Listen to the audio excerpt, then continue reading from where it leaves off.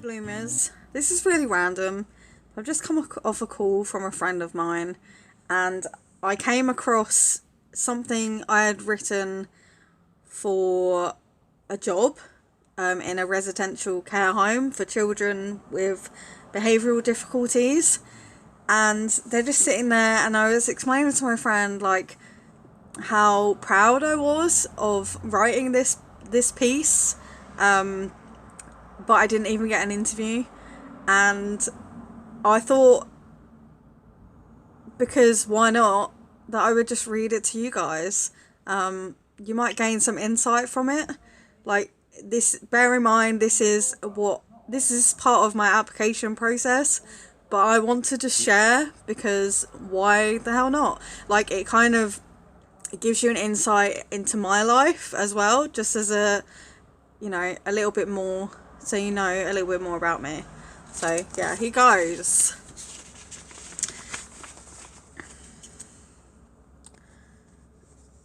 Within my friendship circle, I've always played the role of most trusted and reliable person, in the sense that everyone specifically comes to me whenever they are in need of honest advice or emotional support. This also applies to my family members, and even strangers have confided in me on several occasions. I am known for my innate understanding of people, encouraging and supporting them to do their personal best, as well as making them feel comfortable enough to fully be themselves without the fear of judgment. I pride myself on my ability to show unconditional care and compassion. My highest values include personal integrity, confidentiality, respecting differences, teamwork, and communication. I've always held a passion for psychology for the sole reason I want to help others. I truly believe that this job would be ideal because caring for children comes so naturally to me, and with all this knowledge I have attained recently through my own self-development and experiences with children with ASD and ADHD, I believe I have the ability to make a positive difference to the children within your residential home. From as far back as I can remember, I have noticed a pattern where children with behavioural difficulties have been drawn to me almost immediately. I believe this is due to my calm nature, consistency, compassion, empathy, optimism, and patience, as well as my ability to focus on their individual needs, which enables me to implement healthy boundaries. A prime example of this shows through a challenging encounter I handled with a 3-year-old. Before I was employed, I was told this particular child was a real handful. She would kick, scream, bite, and refuse to do as she was told. My boss was particularly impressed by the fact that very quickly after my care began, this behaviour deteriorated drastically. I was not originally aware of these difficulties until I later experienced the emotional struggles within my family during a parent separation. My boundaries were tested to the point of exhaustion, but my determination and compassion allowed me to be successful in gaining back my authority and stabilising the child's emotions during such a confusing and difficult time for her.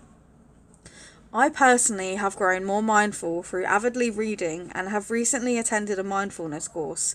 I've learned many tools in order to encourage positive thinking and a healthier, happier life, and it is something I proactively continue to learn every day. Through all my experience working with children, along with all I have studied, I have learnt that the biggest impact in a child's life is having a good role model and a stable routine, and I know I can provide that, which has been proven throughout my recent experience working as an au pair. On top of this, I'm an extremely adaptable and interdependent person, with a hard-working attitude and a willingness to take on any challenge. I possess exceptional organisation, communication, and creative skills, which have been beneficial to the care I have provided within a family environment in order to problem solve and create schedules, routines, and reward systems. I've recently been appointed as secretary for a local community organisation which specialises on wellbeing, and I have experience of accounting, administration, and filing for 2 local businesses. So that's that. I was then in my application, I know it's, a lot of hard work. It took me a really long time to write this, which is why I'm sharing it, because, it seems, it seems like a waste not to do anything with this. So I then had a written exercise. It says, please indicate using approximately 1,000 words what attitudes, personal characteristics and skills you consider to be most important to be effective in the role you're applying for. State clearly what you consider to be the important needs of children.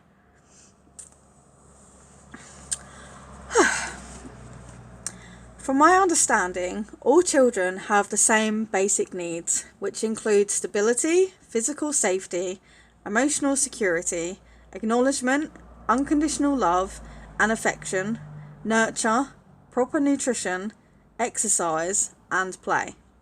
As a person solely responsible for a child, it is important that they are able to clearly provide these things, as well as taking into consideration that child's individual needs, regardless of their race, gender, ethnicity, sexual orientation, disability, or background. I'm sure that list could be longer, but that's all I could think of at the time. This may mean a particular need is required extra attention to enhance what may have been lacking from a previous carer. A child coming from a traumatic background may likely struggle with an anxious, avoidant, or fearful attachment style, and therefore will need extra support within certain areas of their development to rebuild their self-esteem and teach them what a secure attachment should look like. This requires consistent behaviour, along with patience, reassurance, and understanding towards the child struggling. Of course, this person would also need to be observant in order to recognise any struggles or barriers a child may be suffering with, because without awareness, no change can be made. With this in mind, I believe it is crucial to encourage mindful practice on a regular basis so that children can learn to understand how they can better themselves.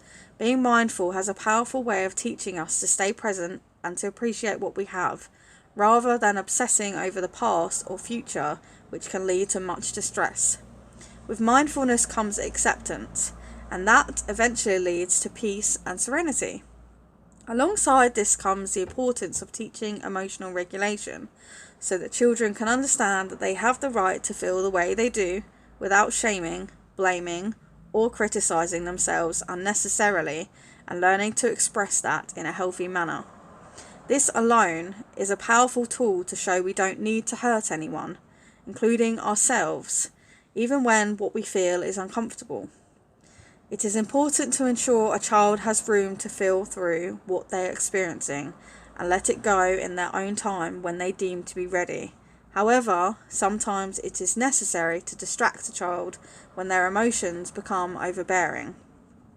None of these things can be required without first forming trust, which can be attained through being honest and empathetic, listening, paraphrasing, validation, conflict resolution, and keeping your word, as well as showing some of your own vulnerability appropriately.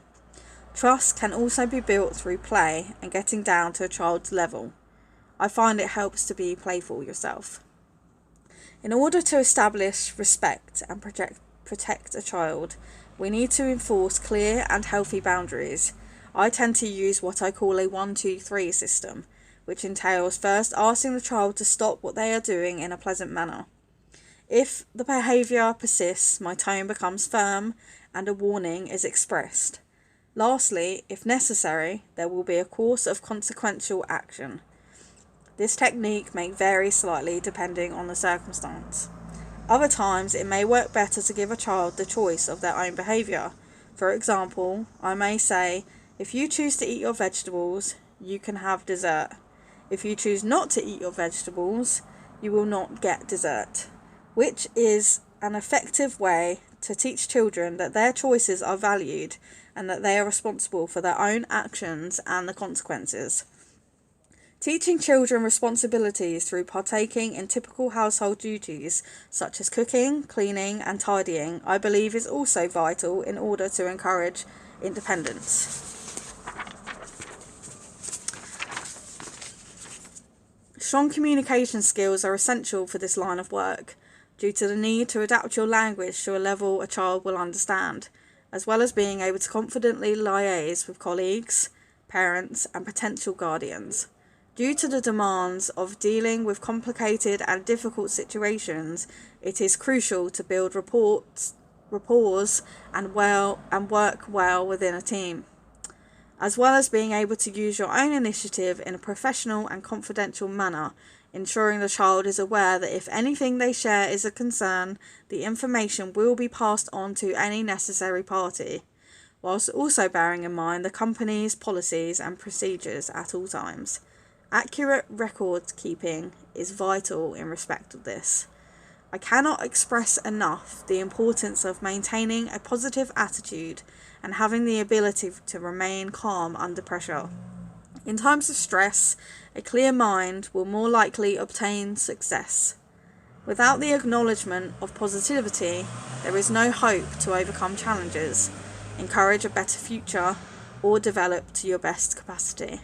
I believe negativity is the greatest limitation to a happy and fulfilling life. Organisational skills involving planning, time management, prioritising, writing schedules, and goal setting would be a benefit in order to create highly structured routines, risk assessments, and care plans. Creativity is another essential asset due to the need to diplomatically problem solve, think on your feet, incorporate new ideas, prepare activities, keep children engaged, and grow.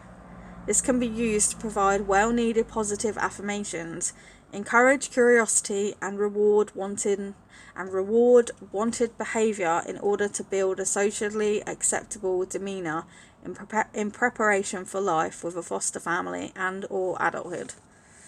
God, that was a mouthful. As you can tell, I'm very good at writing, not so great with my actual words, but if I put pen to paper, I got it down. Yeah, really random, like proper out of the box, but I hope that you've gained some knowledge and insight from that. I haven't read that for a long time, and I'm pretty impressed that I wrote that. It has a lot of stuff in there that I forgot I actually even knew at that time I wrote it. So I wrote it like a year ago. And yeah. So that's that. Bye for now. Much love. Thanks for listening.